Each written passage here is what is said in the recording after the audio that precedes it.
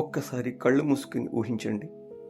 ఈ ప్రపంచంలో మొట్టమొదటిసారి మిమ్మల్ని ప్రేమగా పిలిచిన ఆ స్వరం, వెచ్చని ఒడి, ఆప్యాయంగా నిమిరిన చేతులు ఒకరోజు శాశ్వతంగా దూరమైపోతే, నిశ్శబ్దమైపోతే, మీ ఫోన్ స్క్రీన్ మీద అమ్మ లేదా నాన్న అనే పేరు ఇక ఎప్పటికీ వెలగకపోతే, మీరు ఎంత పెద్ద మహాల్లో ఉన్నా, ఎంత డబ్బు సంపాదించినా, ఎంత పేరు ప్రతిష్ట, ఎంతో పెద్ద అధికారం హోదాలో ఉన్నా, తిన్నావా బిడ్డ అనే ఆ ఒక్క ముక్క కోసం మీ హృదయం జీవితాంతం అనాథలా వెతుకుతూనే ఉంటుంది.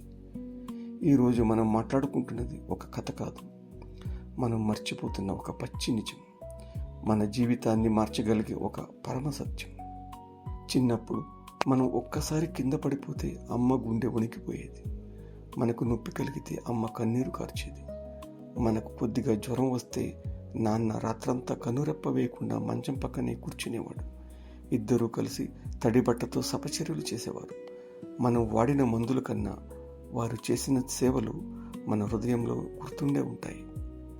మన నవ్వు కోసం వాళ్ళు తమ కోరికలను చంపుకున్నారు, మన చదువు కోసం వాళ్ళు తమ సుఖాలను త్యాగం చేశారు, మన భవిష్యత్తు కోసం వాళ్ళు తమ యవ్వనాన్ని, జీవితాన్ని అర్పించారు.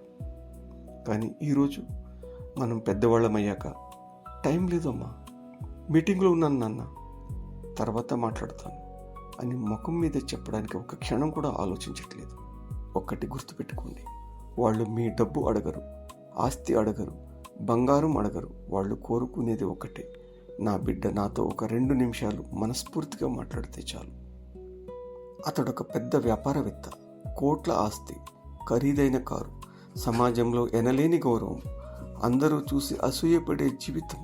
కానీ కన్న తల్లిదండ్రులకు ఇవ్వడానికి అతని దగ్గర సమయం లేదు.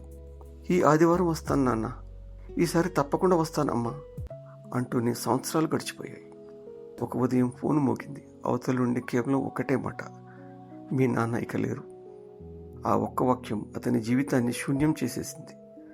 అతని బ్యాంక్ బ్యాలెన్స్ ఆ ప్రాణాన్ని తిరిగి లేపలేకపోయింది. అతని పదవి ఆ శ్వాసను తిరిగి ఇవ్వలేకపోయింది.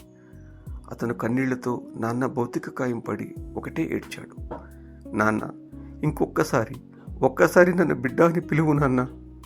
కానీ కాలం క్రూరమైనది, అది ఆ అవకాశాన్ని తిరిగి ఇవ్వదు.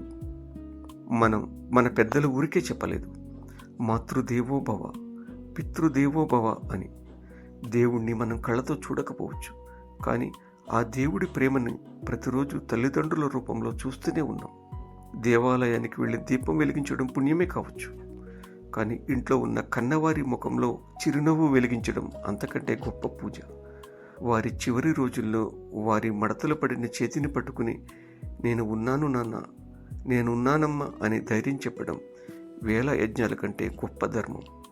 డబ్బు మళ్ళీ సంపాదించవచ్చు, పదవి మళ్ళీ రావచ్చు, మీరు పేరు ప్రఖ్యాతులు మళ్ళీ తెచ్చుకోవచ్చు, కానీ మీ అమ్మ మీ కోసం తలుపు వంక చూస్తూ ఎదురు చూసిన ఆ సాయంత్రం తిరిగి జీవితంలో ఎప్పటికీ రాదు. మీ నాన్న నా కొడుకు వస్తాడేమో, నా కూతురు వస్తుందేమో అని ఆశగా కనిపెట్టుకున్న ఆ క్షణాలు తిరిగి ఎప్పటికీ రావు. కాలం ఎవరి కోసమూ ఆగదు, కానీ పశ్చాత్తాపం మాత్రం జీవితాంతం మనల్ని వెంటాడుతూనే ఉంటుంది. ఈ మాటలు ఇక్కడితో ఆగిపోకూడదు. ఇది మీ జీవితంలో ఒక కొత్త ప్రారంభం కావాలి. ఇప్పుడే, ఈ క్షణమే మీ అమ్మకు, నాన్నకు ఒక ఫోన్ చేయండి. ఒకవేళ వాళ్ళు మీ పక్కనే ఉంటే వారి చేతిని గట్టిగా పట్టుకోండి, ప్రేమగా, ఆప్యాయంగా కౌగిలించుకోండి. ఆ తర్వాత ఈ ఒక్క మాట చెప్పండి, అమ్మ, నాన్న, మీరు నా జీవితంలో ఉన్నందుకు ధన్యవాదాలు. నమ్మండి, ఈ ఒక్క మాట ప్రపంచంలోని అన్ని కోట్ల ఆస్తి కంటే వాళ్లకు అత్యంత విలువైన బహుమతి. మీ తల్లిదండ్రులు ఇంకా మీతోనే ఉన్నారంటే ఈ ప్రపంచంలో మీకంటే అదృష్టవంతులు ఎవరూ లేరు. ఆ అదృష్టాన్ని ప్రేమగా మార్చండి, సమయంగా మార్చండి, సేవగా మార్చండి. ఎందుకంటే ఒకరోజు ఆ కుర్చీ ఖాళీగా ఉంటుంది. ఆ కళ్ళజోడు, ఆ చెప్పులు, ఆ నవ్వు కేవలం ఫోటోల్లో జ్ఞాపకాలుగా మాత్రమే మిగిలిపోతాయి. ఆ రోజు రాకముందే వారిని గుండెలకి హత్తుకోండి. తల్లిదండ్రులు జీవించి ఉన్నప్పుడు ఇచ్చే ప్రేమే నిజం జీవితంలో మనం సంపాదించగలిగిన అత్యంత గొప్ప పుణ్యం. ధన్యవాదాలు. మీ ఇంట్లో కన్నవారి చిరునవ్వు ఎప్పటికీ వెలుగుతూ ఉండాలని మనస్ఫూర్తిగా కోరుకుంటున్నాను. ఈ వీడియో నచ్చినట్లయితే లైక్ చేయండి, మీ హితులకు, సన్నిహితులకు షేర్ చేయండి, మన ఛానల్ని సబ్స్క్రైబ్ చేయండి. ధన్యవాదాలు. Thank you very much.